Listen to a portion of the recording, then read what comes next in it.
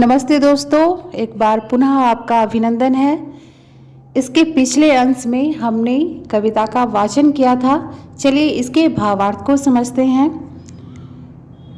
इस काव्यांशों में कवि अपनी लेखनी को संबोधित करते हुए कहते हैं कि हे मेरी लेखनी, तुझे भारतवर्ष के वर्तमान की कथा हृदय रूपी पत्र पर लिखनी होगी। तुम्हें पूरी तरह से दृक् कालिमा अर्थात आँखों की कालिमा काजल स्याही में डूबकर और पूरी तरह से तैयार होकर यह कार्य करना होगा। तुम्हें स्वच्छतापूर्वक कुछ ऐसे प्रस्ताव करने पड़ेंगे अर्थात ऐसे विषयों का उल्लेख करना पड़ेगा जिन्हें सुनकर भारतीय जनता में सोए हुए भाव जागृत हो जाएं। कवि कहते हैं कि इस संसार में किसी का भी समय एक समान नहीं रहता। संपदा और विपदा तो रात और दिन की भांति होते हैं। आज जो व्यक्ति अनाथ है, कल वही दूसरों का स्वामी बन सकता है। जो आज प्रसन्नता पूर्वक उत्सव मनाने में लीन है, कल वही शोकग्रस्त हो विलाप भी कर सकते हैं। चर्चा हमारी भी कभी संसार में सर्वत्र थी, वह सद्गुणों की कीर्ति मानो एक और कलत्र थी। इस दुर्दशा का स्वप्न में भी क्या हमें कुछ ध्यान था?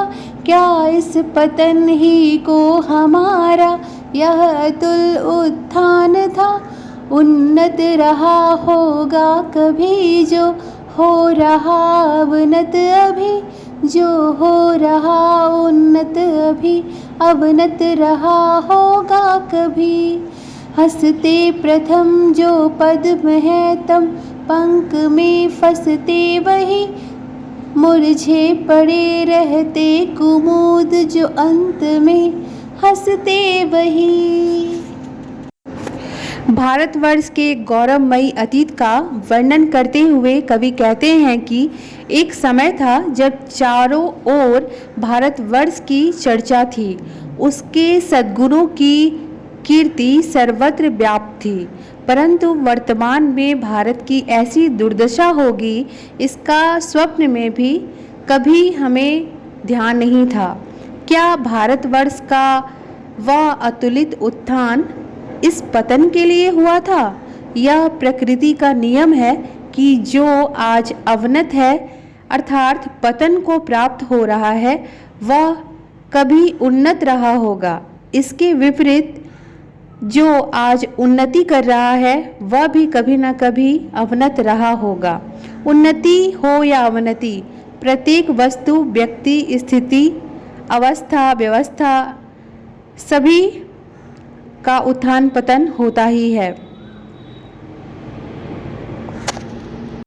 कवि कहते हैं कि जो कमल पहले खिलते हैं वही सबसे पहले मुरझाकर कीचड़ में भी मिल जाते हैं, और जो कुमुद मुरझाए हुए पड़े रहते हैं वे अंत में खिल भी जाते हैं। कहने का तात्पर्य यह है कि उन्नति हो या अवनति, यह हमेशा इसका उत्थान पतन होता है। यह प्रकृति का नियम एक अटल नियम है। उन्नति तथा अवनति प्रकृति का नियम एक अखंड है। चढ़ता प्रथम जो व्योम में, गिरता वही मारतंड है। अतएव अवनति ही हमारी कह रही उन्नति कला। उत्थान ही जिसका नहीं, उसका पतन ही क्या भला। होता समुन्नति के अनंतर सोच अवनति का नहीं।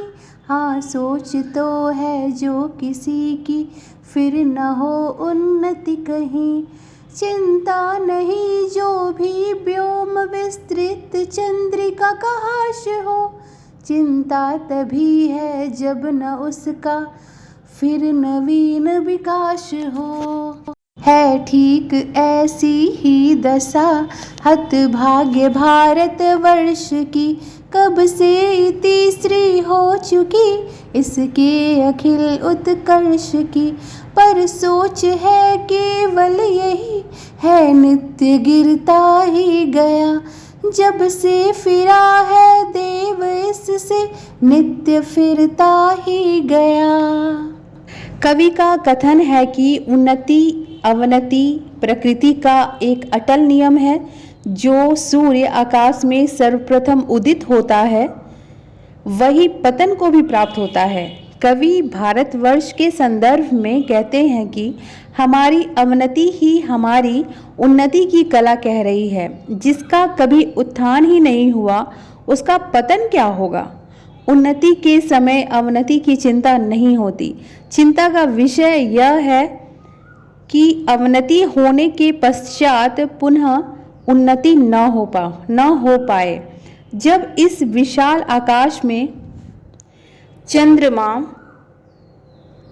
का पतन होता है तो इसकी चिंता नहीं, क्योंकि कुछ दिनों के पश्चात चंद्रमा का पुनः विकास हो ही जाएगा और चंद्रमा की रोशनी में आकाश और पृथ्वी फिर जगमगा उठेंगे। चिंता तो तब होती है जब चंद्रमा का नवीन विकास न हो। भारतवर्ष के दुर्भाग्य की एक ऐसी ही दशा है। इसका चरम उत्कर्ष कब का समाप्त हो चुका है। चिंता इस बात की है कि वह प्रतिदिन गिरता ही जा रहा है। जब से ईश्वर विमुख हुआ है तब से निरंतर इससे विमुख बना ही हुआ है।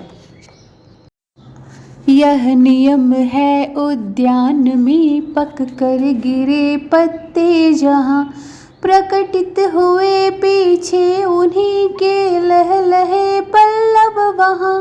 पर हाय इस उद्यान का कुछ दूसरा ही हाल है।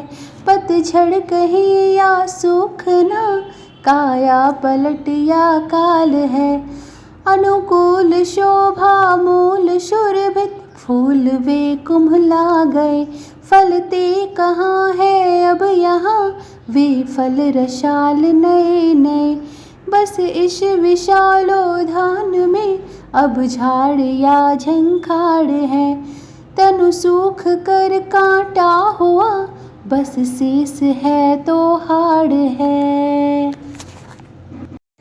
कवि कहते हैं कि प्रकृति का यह नियम है कि उद्यान में जहाँ पुराने पत्ते झड़कर गिर पड़ते हैं वहीं उनके स्थान पर नए नए कोमल पत्ते लहलहाने लगते हैं, अपना स्थान ग्रहण कर लेते हैं। परंतु यह अत्यंत दुर्भाग्य की बात है कि इस भारतवर्ष रूपी उद्यान की दशा भिन्न है।